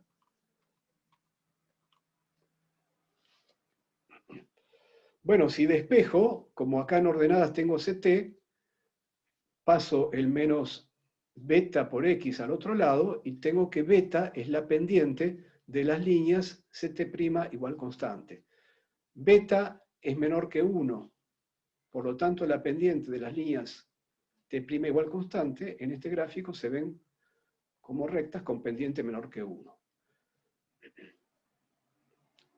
Bueno, en particular me puede interesar dónde está t' igual a 0. T' igual a 0 corresponde al eje x' del sistema S' en este gráfico. Bueno, pongo acá t' igual a 0 y me da entonces una recta que pasa por el origen, que es esta recta que está acá. Esto sería t' igual a 0 y por lo tanto es el eje x'. Lo mismo puedo hacer con las líneas x' igual constante. Me voy a las transformaciones de Lorentz y veo que x' igual constante corresponde a ct menos la inversa de beta por x igual constante. Entonces, esto da rectas con una inclinación 1 sobre beta. Por lo tanto, si este ángulo es alfa, las líneas x' igual constante van a formar un ángulo alfa con la vertical. Son estas líneas. Por esto de que la pendiente es la inversa de la pendiente de las líneas coordenadas t' igual constante. Así que este ángulo y este ángulo es el mismo. Y en particular el eje del tiempo, t' igual a 0, corresponde a la línea x' igual a 0. Pongo acá entonces x' igual a 0 y tengo una recta que pasa por el origen, que es esta que está dibujada acá. Bueno, el ángulo alfa, la tangente de alfa es b sobre c, claro. Muy bien, entonces estas transformaciones de Lorentz fueron hechas para obtener que la velocidad de la luz sea un invariante. Pero además de tener como invariante una velocidad, hay un invariante que se puede construir con las propias coordenadas de los eventos. Si yo tengo dos eventos en el espacio-tiempo, un evento E1, recuerden que los eventos son puntos en el espacio-tiempo. Acá en este gráfico no está dibujado el eje Z porque no lo podemos dibujar, el espacio-tiempo es cuadridimensional, por supuesto. Entonces, bueno, entre E1 y E2 habrá una cierta diferencia de coordenadas espaciales que van a definir un vector delta R, que en general va a tener una componente Z también, que no podemos dibujar. Y habrá una diferencia entre coordenadas temporales, C por delta T.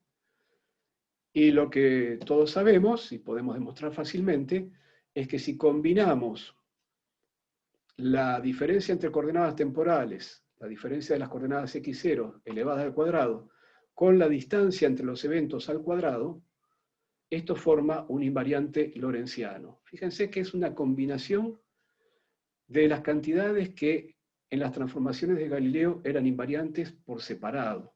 El tiempo era invariante por separado, las distancias eran invariantes por separado.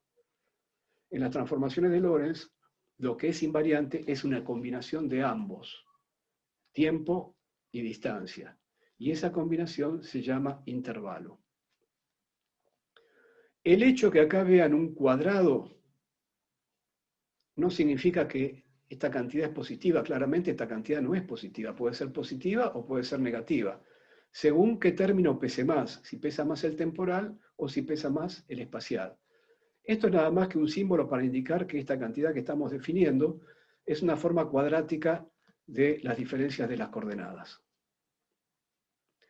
Este delta R que está acá no es ni más ni menos que la distancia calculada con el teorema de Pitágoras. Por eso yo les decía, el hecho de que acá haya aparecido el teorema de Pitágoras no es casual, tiene que estar puesto en algún lado de antemano. Y si uno bucea en cómo se construyen las transformaciones de Lorentz, eso lo van a encontrar. Les comento que en el material adicional de la bibliografía de la página web hay dos apuntes que yo escribí en dos ocasiones diferentes para cursos de relatividad. Bueno, un apunte es para un handbook de relatividad.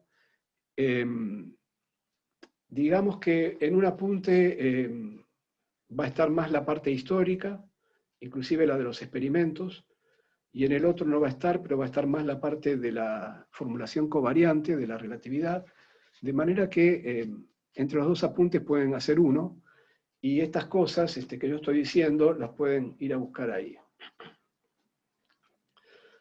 Otra cosa más sobre la invariancia del intervalo, cuya demostración va a quedar como ejercicio, es que algunos autores definen el intervalo así como está escrito acá, con un más en la parte temporal y un menos en la parte espacial. Otros autores prefieren definirlo al revés. Esta cuestión de signatura, de con qué signo se define el intervalo, hay que mirarla siempre cuando uno elige un libro para leer, a ver con qué signatura está trabajando el autor. Lo importante es que los dos términos entren con signos diferentes. Eso es lo esencial.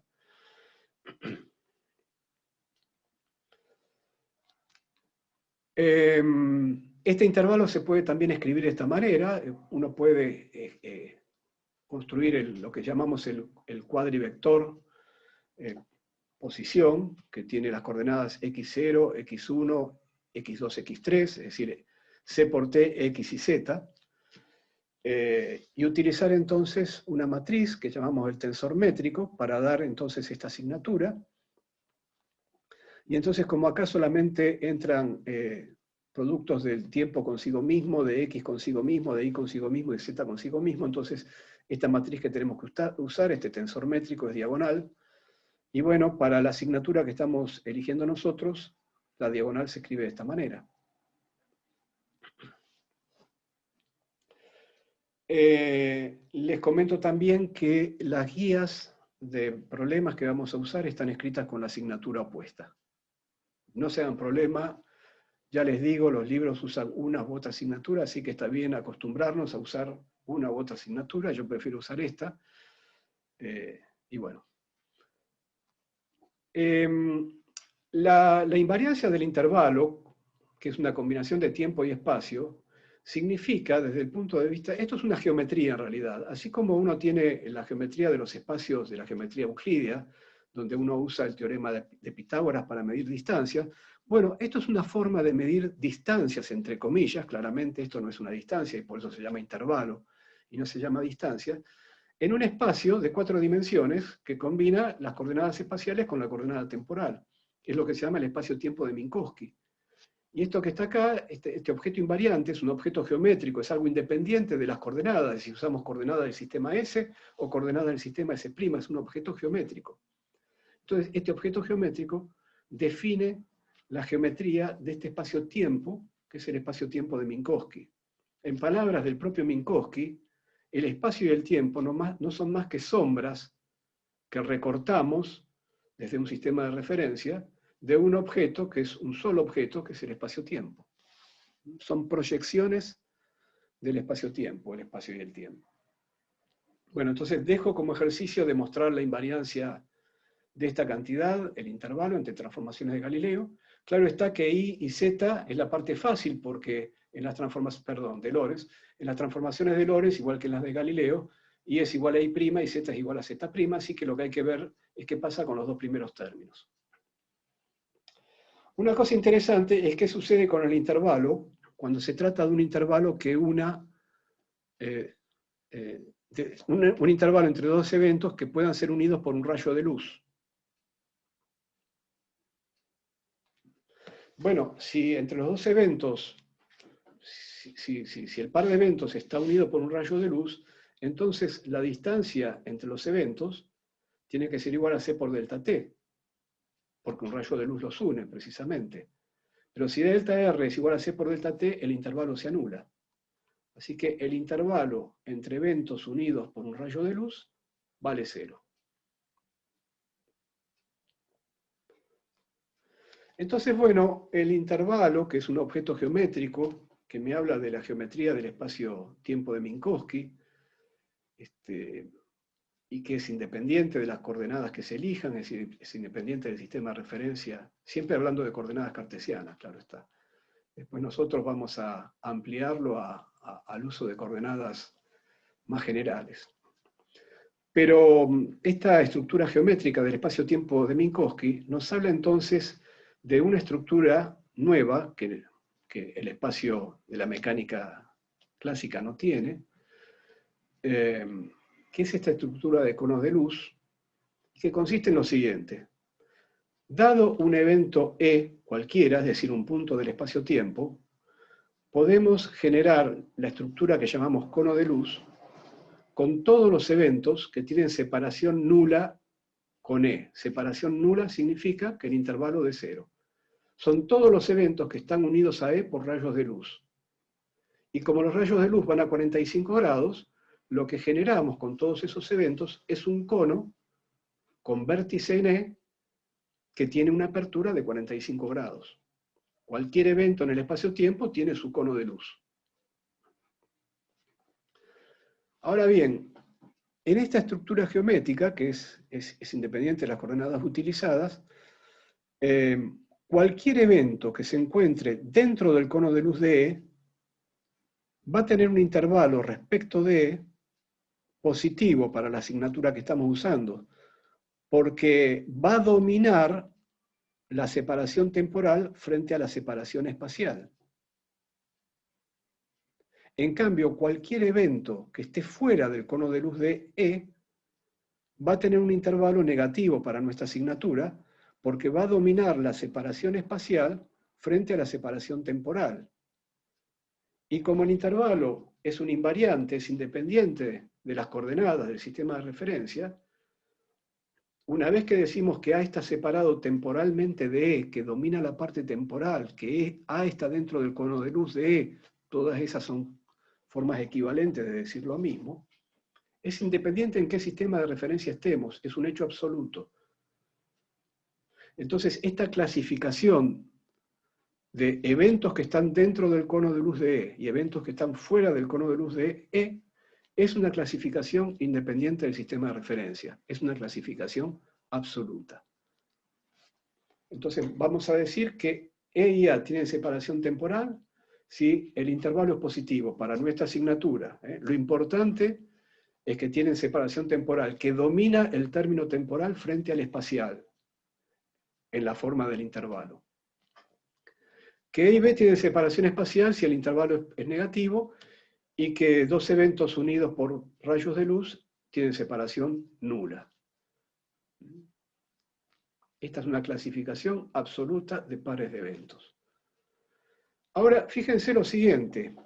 Si dos eventos tienen separación temporal, es decir, si uno de ellos está dentro del cono de luz del otro y viceversa, como es el caso entre A y E, como decíamos.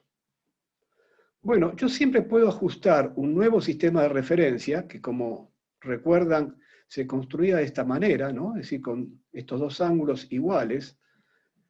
Los ejes del nuevo sistema de referencia siempre son tales que la bisectriz del ángulo que forman es un rayo de luz. La bisectriz siempre está a 45 grados. Entonces yo siempre puedo elegir el eje T' de manera de que me quede paralelo a la dirección que separa A y E. ¿Y eso qué quiere decir? Que en este sistema primado, A y E están ocurriendo sobre una misma línea coordenada X'. A y E están ocurriendo en la misma posición.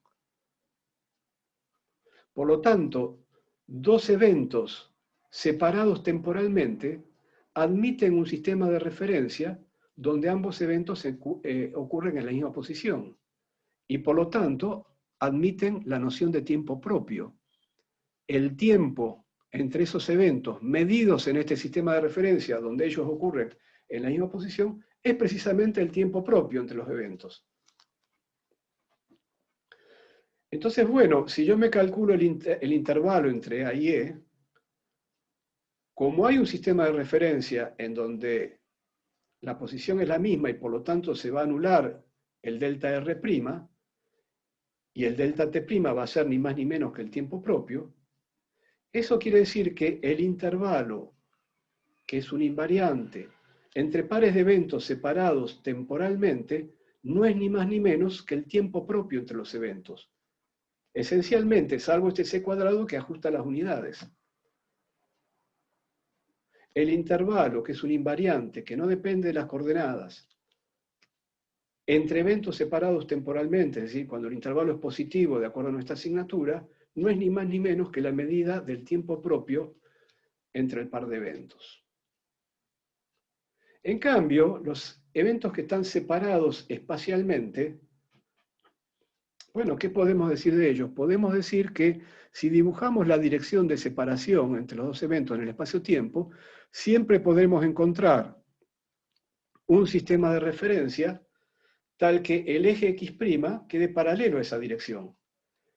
Pero como el eje X' tiene la dirección de las superficies T' igual constante, en particular el eje X' es T' igual a 0, eso va a querer decir que siempre voy a poder encontrar un sistema de referencia donde los dos eventos ocurran simultáneamente. No en la misma posición, sino que simultáneamente. Entonces, los eventos que tienen separación espacial, admiten un sistema de referencias donde ocurren simultáneamente. Ahora, ¿qué ocurre? En otros sistemas de referencia, si son simultáneos en un sistema de referencia, en otros sistemas de referencia, bueno, B va a ocurrir después que E, como sucede en el sistema de referencia S dibujado acá, pero sabemos que hay otro sistema de referencia donde, al contrario, B va a ocurrir antes que E. Entonces, si el orden temporal entre un par de eventos no está determinado en forma invariante, sino que depende del sistema de referencia, y eso es lo que ocurre entre eventos separados espacialmente, esos eventos no pueden tener conexión causal entre sí. Porque no pueden tenerla porque si yo digo, bueno, B es el nacimiento de Juan y E es el nacimiento de la madre de Juan. Bueno, no puede ser que entonces la madre y el hijo nazcan simultáneamente en un sistema nazca la madre antes que el hijo y en otro sistema nazca el hijo antes que la madre. Los eventos que están separados espacialmente no pueden tener ninguna relación causal. Las relaciones causales entre pares de eventos se dan exclusivamente entre eventos con separación temporal. Dos eventos separados temporalmente, bueno, podrán no tener relación causal, no sabemos cómo se generó cada evento. Lo que sí sabemos es que si dos eventos están relacionados causalmente, seguro que tienen que tener separación temporal entre ellos, que tiene que estar uno dentro del cono de luz del otro. En este cono de luz, cuya parte superior se llama el cono del futuro, de, y la parte inferior se llama el cono del pasado, de. Bueno, muy bien. Entonces ya yendo hacia el final de la clase, esto no lo voy a dar porque... Ah, bueno, esto sí lo voy a decir. Muy bien. Una cosa que quería decir, porque tiene que ver con la guía de problemas y con cosas que veremos luego, es que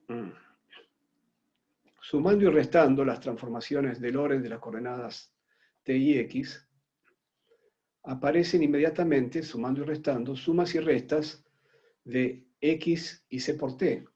Entonces vamos a definir un par de coordenadas nuevas, que no son las coordenadas cartesianas, se llaman coordenadas nulas, enseguida vamos a ver por qué. Porque, bueno, digamos, esta es la típica estructura de la fase de una onda que viaja a la velocidad de la luz.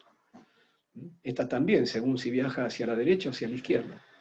Entonces vamos a definir como coordenada nula u a ct menos x y coordenada nula b a ct más x.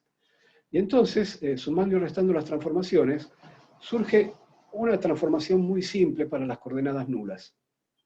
La coordenada u se transforma de esta manera. La coordenada u' es proporcional a la coordenada u. La coordenada b no entra. Y la coordenada b' también es proporcional a la coordenada b con otro factor de proporcionalidad. Entonces, fíjense una cosa. Si yo escribo la parte esencial del intervalo, la que nos interesa para indagar sobre su invariancia, esto que está acá, lo puedo escribir entonces, como es una diferencia de cuadrados, lo puedo escribir como ct' menos delta x' por ct' más delta x'. Entonces lo termino escribiendo como delta u' por delta b'. Pero cada uno, u y u', se transforman de una manera muy sencilla, con gamma 1 más beta y gamma 1 menos beta. Entonces me queda un gamma cuadrado al transformar, y me queda 1 más beta por 1 menos beta, es 1 menos beta cuadrado. Pero 1 menos beta cuadrado, y me queda delta u por delta b, por cierto. 1 menos beta cuadrado es gamma a la menos 2, y entonces esto se simplifica, y me queda delta u por delta b. Pero delta u por delta b es c cuadrado delta t cuadrado menos delta x cuadrado. Esta es la solución de lo que había dejado planteado como ejercicio, en realidad. Aquí estoy demostrando la invariancia del intervalo.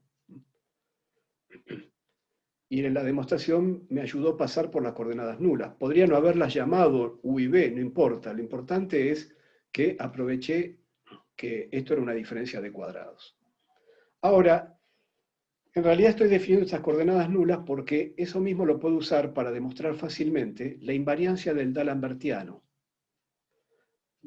Esto sí lo dejo como ejercicio porque acá está hecho rápidamente, me estoy salteando algunos pasos, pero ustedes pueden usar esta definición de u y b para escribir las derivadas parciales respecto de t y de x en términos de las derivadas parciales respecto de u y respecto de b. Y resulta que el D'Alembertiano se va a escribir sencillamente de esta manera. Pero como u y b se transforman sencillamente por multiplicación por factores muy simples, que multiplicados entre sí a su vez dan 1, entonces el D'Alembertiano claramente pasa a ser un invariante. El D'Alembertiano, el operador que gobierna la propagación de la onda en el sistema S', tiene la misma forma que en el sistema S con la misma velocidad de propagación, que es lo que esperábamos, ¿no? La velocidad de propagación C es la misma en el sistema S' que en el sistema S. Es una forma de ver la invariancia de la velocidad de la luz. Este D'Alembertiano se puede escribir también en términos de una matriz GIJ, que es la matriz inversa del tensor métrico que habíamos definido antes. Claro, el tensor métrico que definimos antes es tan simple que la inversa es igual a sí mismo, en este caso. En general no va a ser así, porque nosotros después vamos a usar o bien otras coordenadas donde no sea tan simple, o bien otras geometrías, cuando pasemos a relatividad general. Así que es bueno saber que el D'Alembertiano, por lo menos a este nivel donde usamos las coordenadas cartesianas, lo podemos escribir en notación covariante de esta manera, donde estos operadores de derivada parcial corresponden, bueno, a la derivada respecto de x0, de x1, de x2, de x3, es decir, a cada una de estas derivadas parciales. Un buen ejercicio, ya que hemos introducido estas coordenadas nulas, sería preguntarse cómo se verá esta matriz de tensor métrico cuando pasemos a coordenadas nulas. Y un poco la respuesta está en la forma que tiene el d'Alembertiano en coordenadas nulas. Así que se los propongo como ejercicio. Bueno, la transformación de velocidades. Hacemos el mismo truco que hicimos con la transformación de velocidades de Galileo. Diferenciamos las transformaciones y dividimos. Al dividir me queda dx' dt'. Eso me genera la velocidad ux'. Y al dividir acá me queda di' dt', me genera la velocidad ui'. Y entonces al dividir del lado derecho veamos lo que queda. Y así van a salir la transformación de velocidades de Lorentz, que son estas que están acá.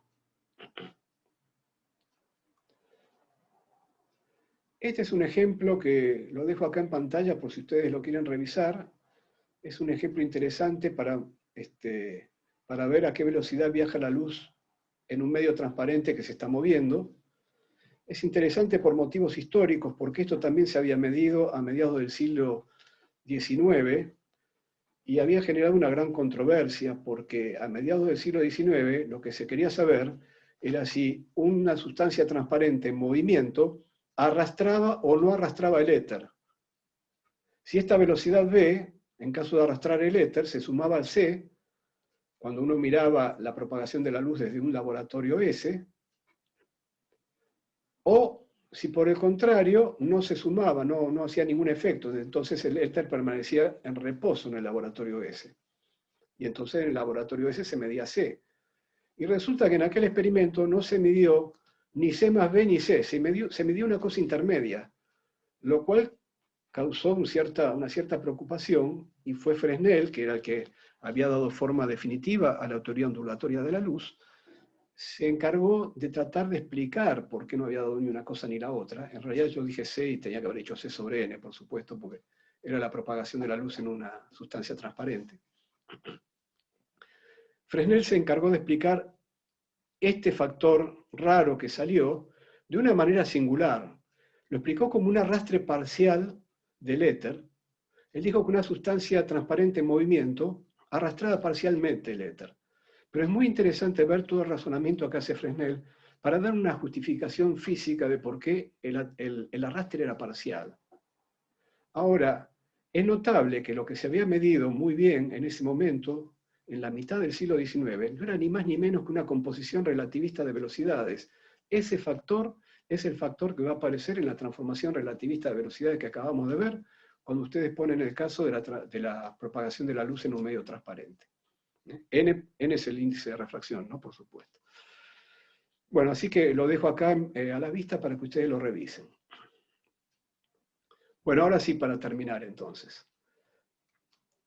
¿Qué es lo que hicimos hasta acá? Dijimos, bueno, en la segunda mitad del siglo XIX apareció el electromagnetismo de Maxwell, cuyas leyes no cumplen el principio de relatividad ante transformaciones de Galileo. ¿Por qué no lo cumplen? Bueno, para Maxwell, porque eran ondas de materia. Vino Einstein y dijo que no eran ondas de materia, que en realidad debían cumplirlo, y que lo que había que hacer era reemplazar las transformaciones de Galileo por las transformaciones de Lorentz. Pero ahora sucede que la mecánica clásica, la mecánica de Newton, había sido formulada para cumplir el principio de relatividad ante transformaciones de Galileo. Si abandonamos las transformaciones de Galileo, ¿qué hay que hacer con las transformaciones, con la mecánica clásica? Hay que reformularla. Hay que reformularla para que sus leyes sean invariantes ante transformaciones de Lorentz. Esto es una cosa muy interesante porque ustedes piensen que hasta ese momento la mecánica de Newton era sagrada. Nadie había visto ninguna razón para reformular la mecánica de Newton. La mecánica de Newton era algo sagrado. Así que lo que se venía a derribar también, junto con las transformaciones de Galileo, era la construcción newtoniana de la mecánica. Ya hemos visto lo que pasaba con la segunda ley de Newton, que la segunda ley de Newton estaba construida de tal manera de que cada miembro por separado fuera un invariante galileano. Más aún, hablemos ahora, en un par de minutos termino, hablemos de qué sucedería con la tercera ley de Newton. ¿Va a tener que sufrir algún cambio? La tercera ley de Newton dice que en cada instante las fuerzas que constituyen un par de interacción son iguales y opuestas. Y ustedes saben que precisamente de este enunciado sale la conservación de la cantidad de movimiento de un sistema aislado de partículas, que es una cosa muy importante. Los teoremas de conservación sabemos que son cosas muy importantes. En el curso de mecánica clásica vimos además que la conservación de la cantidad de movimiento se vincula con la homogeneidad del espacio. Si el espacio no fuera homogéneo, el sistema aislado no conservaría la cantidad de movimiento. Es una cuestión que tiene que ver con las simetrías. Entonces parece una cosa muy fundamental y es difícil de aceptar que una cosa semejante vaya a ser derribada. La relatividad no va a derribar la conservación de la cantidad de movimiento, pero la va a entender de otra manera. De esto vamos a hablar en la clase que viene. Pero lo cierto es que la mecánica clásica, la mecánica de Newton, imaginaba fuerzas de interacción a distancia, como las fuerzas gravitatorias, y entonces en cada instante una partícula le hacía fuerza a la otra a distancia, la otra entonces se movía, y la primera también, cada una por separado cambiaba su cantidad de movimiento, pero lo cambiaban en magnitudes opuestas y entonces daba un balance de cantidad de movimiento constante. La cantidad de movimiento se conservaba. Y todo eso ocurría simultáneamente, instante a instante. Y el problema es esta palabra, simultáneamente. Esta palabra en cada instante. Para la relatividad, la noción de simultaneidad, como dijimos, no es absoluta. Este enunciado no tiene sentido en relatividad. Porque si no me daría que la cantidad de movimiento se conserva en un sistema de referencia y no se conserva en otro, y eso no es una ley adecuada. Entonces, esto va a haber que revisarlo también. La mecánica relativista va a tener que también entender qué hacemos con esto. Entonces, bueno, es lo que está acá. La simultaneidad de eventos en relatividad para eventos que ocurren a una cierta distancia no es una propiedad absoluta, solamente cuando ocurren en el mismo lugar. Entonces, si son simultáneos en un sistema, son simultáneos en cualquier sistema, pero no cuando ocurren en distintos lugares. Así que la compensación instantánea de variaciones de cantidad de movimiento en interacciones a distancia no tiene sentido.